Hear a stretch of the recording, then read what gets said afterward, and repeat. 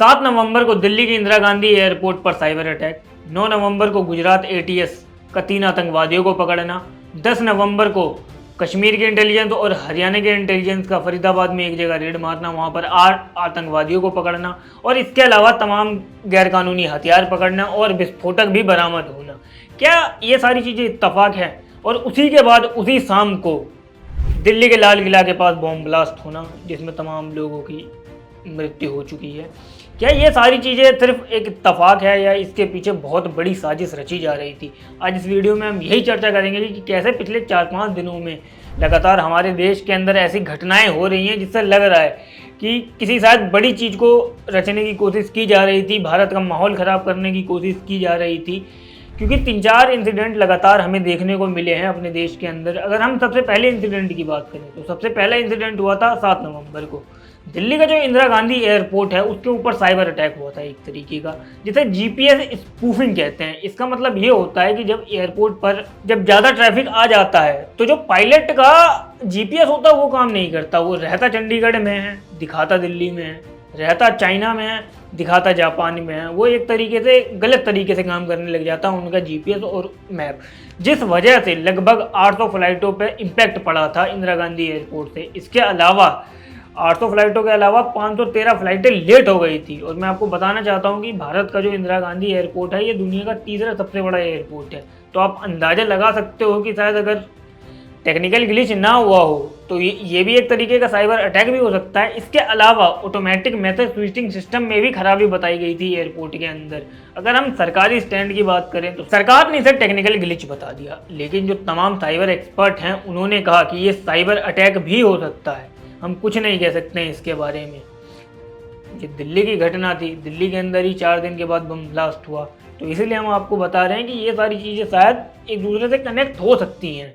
इसके बाद 9 नवंबर गुजरात एटीएस की बड़ी कार्रवाई, उन्होंने 3 आतंकवादियों को पकड़ा और वो तीनों आतंकवादी आईएसआईएस से जुड़े हुए मिले। अब आप इससे अंदाज़ा लगा सकते हो कि ये शायद बहुत बड़ी साजिश हो सकती है। और जब उनकी कार्रवाई हुई तब उसमें से एक व्यक्ति डॉक्टर था जिसका नाम था अहमद मोइनुद्दीन। वो हैदराबाद से मतलब रहने वाला था, उसने एमबीबीएस की पढ़ाई भी की थी चीन से। इसके अलावा जो 2 युवक थे वो उत्तर प्रदेश से थे और उनसे मतलब साजिश के तौर पे पता चला कि वो क्या करना चाहते हैं। तो आरएसएस का लखनऊ दफ्तर और दिल्ली का आज़ादपुर मंडी और कई सरकारी इमारतों पर हमला करने की योजनाएं बनाई जा रही थी, उन्होंने ये चीज़ बताई। और उन तीनों के पास हथियार भी बरामद हुए। रिकिन नाम का एक जहर होता है वो भी बरामद हुआ उन तीनों आतंकवादियों के पास। इसके अलावा ये भी पता चला कि पाकिस्तान बॉर्डर से ड्रोन के ज़रिए ये लोग हथियारों की भी तस्करी किया करते थे। और इस मामले में जो एटीएस के डीआईजी हैं सुनील जोशी, उन्होंने कहा कि ये बहुत बड़ा प्लॉट हो सकता है, बहुत बड़ी प्लानिंग थी इनकी, जिसको हमने नाकाम कर दिया। इस तरीके से उन्होंने बयान दिया। पर उनके पास तमाम हथियार, रसायन और डिजिटल एविडेंस पकड़े गए। इसके अलावा ये सारी चीज़ें भी पकड़ी गई कि नेटवर्क के थ्रू कैसे ये लोग आईएसआईएस से कॉन्टैक्ट करते थे। अगर हम तीसरे इंसिडेंट की बात करें तो ये हुआ 10 नवंबर को। कश्मीर और हरियाणा की जो इंटेलिजेंस है उन्होंने मिलकर एक ऑपरेशन कर रही थी, जिसके तहत उन्होंने एक जगह फरीदाबाद में रेड मारी और 8 आतंकी गिरफ्तार किए। हम अगर बात करें कि कहाँ इंटेलिजेंस ने इन सबको गिरफ्तार किया है तो जम्मू कश्मीर, अनंतनाग, शेषपिया और फरीदाबाद, फतेहपुर जैसे इलाकों पर इन सबकी गिरफ्तारी हुई है। इनसे पूछताछ के दौरान पता चला है कि जैश मोहम्मद और एजीएच मॉड्यूल के तहत ये लोग काम करते थे, जिसके अंदर 3 डॉक्टर भी शामिल हैं। और मैं आपको यही कहना चाह रहा हूँ कि गुजरात में भी जब 3 आतंकवादी पकड़े गए तो उसमें से भी एक डॉक्टर था, यहाँ पर भी 8 में से 3 डॉक्टर थे। मतलब ऐसा लग रहा है कि डॉक्टरों का तो एक समूह ही काम कर रहा है इनमें। अगर हम इन 3 डॉक्टर की बात करें तो उसमें से एक का नाम था डॉक्टर मुजम्मिल गनाही, जो फरीदाबाद में 3.5 साल से रहता था। इसके अलावा डॉक्टर आदिल राथर, जो मतलब इसका मुख्य सदस्य बता रहा है इन 8 में से जो टॉप का लीडर था वो शायद यही था। इसके अलावा डॉक्टर शाहीन शाहिद जो लखनऊ की है और उसकी कार से AK-47 मिली पुलिस वालों को, हरियाणा पुलिस को। इसके अलावा अगर हम बात करें तो उनके पास 2900 किलो विस्फोटक पदार्थ मिला, ammonium nitrate, potassium nitrate, sulphur, AK-47, Kieron के राइफल, पिस्टल, गोलियां, walkie talkie, battery, metal port, ऐसी सारी चीज़ें मिली हैं इन 8 के पास से।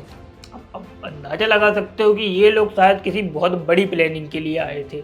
अब इसके बाद आते हैं हम चौथे इंसिडेंट पर। उससे पहले हम आपको ये बता दें कि ये जो तीनों घटनाएं हुई, खासकर कि 2 गुजरात और कश्मीर हरियाणा वाली, इसके जो कनेक्शंस बताए जा रहे हैं वो जैसे मोहम्मद से बताए जा रहे हैं और अंसार गजवात उल हिंद से बताए जा रहे हैं। ये दोनों एक आतंकवादी संगठन है, ये मैं आपको बता दूं। और 10 नवंबर को जब सुबह में ये कार्रवाई हुई फरीदाबाद के अंदर, उसी शाम को 6:52 पर दिल्ली के लाल किले के पास बम ब्लास्ट हुआ, जिसने पूरे भारत को एक तरीके से मतलब झकझोर कर रख दिया, क्योंकि काफ़ी ज़्यादा भयानक था। वहाँ पर जो लोग थे उन्होंने मतलब बताया कि वो लोग डर गए थे। एक आदमी ने बयान दिया था कि वो 3 बार गिरा था। ये बिल्कुल जो मेट्रो स्टेशन है लाल किला का, उसके पास हुआ था। एक गाड़ी थी हाईउंडाई i20 कार, जिसके अंदर ये विस्फोट हुआ। अगर हम बात करें हानि की, तो इसमें लगभग 12 से 13 लोग मारे जा चुके हैं, 20 से 24 लोग घायल हैं और आसपास में मतलब 6 कारें, 2 रिक्शा और 1 ऑटो भी जल गए।